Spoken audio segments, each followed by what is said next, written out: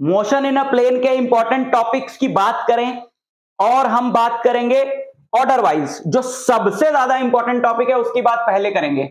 इसके बिना पेपर आपका बनेगा ही नहीं फाइनल एग्जाम का, और वो टॉपिक है प्रोजेक्टाइल मोशन, जिसके अंदर दो केसेस होंगे। इसके बिना आपका फाइनल एग्जाम का पेपर नहीं बनेगा। Projectile motion is one of the most important topics of the entire syllabus. Top 5 topics में प्रोजेक्टाइल मोशन का नाम शुमार है। इसके अंदर दो केसेस हैं। सबसे पहला है हॉरिजॉन्टल प्रोजेक्टाइल मोशन और दूसरा है एंगुलर या ऑब्लिक भी बोलते हैं जिसको, एंगुलर प्रोजेक्टाइल मोशन।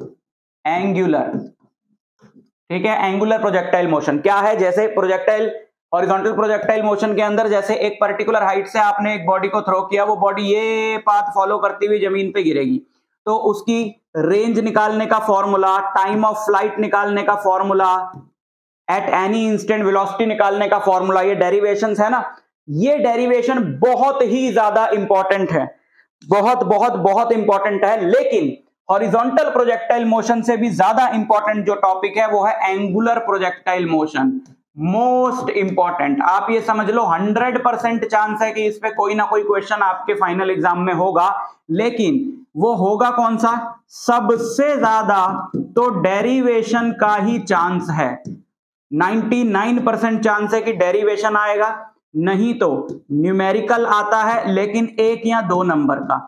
न्यूमेरिकल आप कर लोगे अगर आपको इसके डेरिवेशन के अंदर के सारे रिजल्ट्स पता है, टाइम ऑफ फ्लाइट का फॉर्मूला, मैक्सिमम हाइट, क्या क्या पूछा जाता है इसके अंदर डेरिवेशंस में। एंगुलर प्रोजेक्टाइल मोशन की डेरिवेशन के अंदर equation of path, equation of path,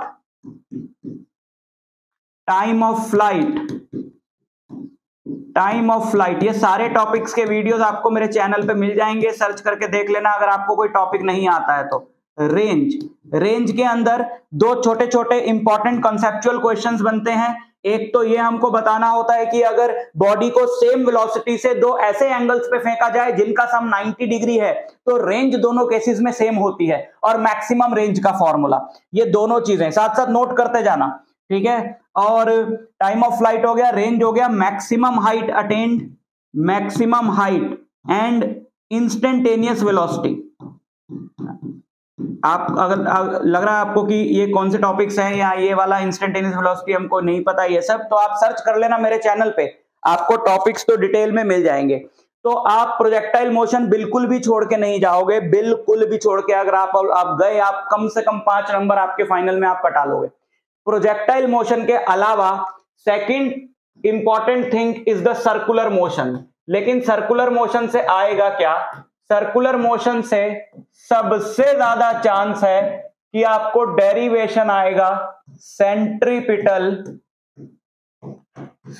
centripetal acceleration का। सेंट्रीपिटल एक्सेलरेशन का डेरिवेशन आएगा, ये सबसे ज्यादा चांस है। और कोई बेसिक सा न्यूमेरिकल आएगा सर्कुलर मोशन के अंदर। अगर सर्कुलर मोशन की सारी क्वांटिटीज आपको पता है, एंगुलर वेलोसिटी, एंगुलर एक्सेलरेशन, ठीक है, ये सारी चीजें कैसे निकालते हैं, टेंजेंशियल एक्सेलरेशन, सेंट्रीपिटल एक्सेलरेशन, तो आप न्यूमेरिकल कर लोगे। अगर आप कोई मतलब मेरा वीडियो उठा के 10 मिनट भी उसको फास्ट फॉरवर्ड में देख लोगे तो आपको सारी चीजें क्लियर हो जाएंगी। और तीसरा जो टॉपिक है वो है इसके अंदर पैरेलेलोग्राम लॉ।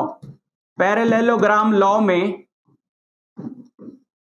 जब हम दो वेक्टर्स के रिजल्टेंट का फॉर्मूला डिराइव करते हैं, जब दो वेक्टर्स थीटा एंगल पे इंक्लाइंड होते हैं और रिजल्ट आता है a square plus B square plus 2ab cos theta, parallelogram law, इसका ये डेरिवेशन बहुत ही ज्यादा इंपॉर्टेंट है। मैंने इसको तीसरे नंबर पे लिखा है यहाँ पे, तो बहुत ही ज्यादा इंपॉर्टेंट का मतलब है कि इनसे कम इंपॉर्टेंट है। और न्यूमेरिकल डायरेक्ट, ये फॉर्मूला यहां लिख दिया, इसको समझ लो। दो वेक्टर्स हैं a और b, उनके मैग्नीट्यूड्स हैं, थीटा उनके बीच का एंगल है, r उनका रिजल्टेंट होता है। डायरेक्ट डेरिवेशन, डायरेक्ट न्यूमेरिकल इस पे बेस्ड आएगा।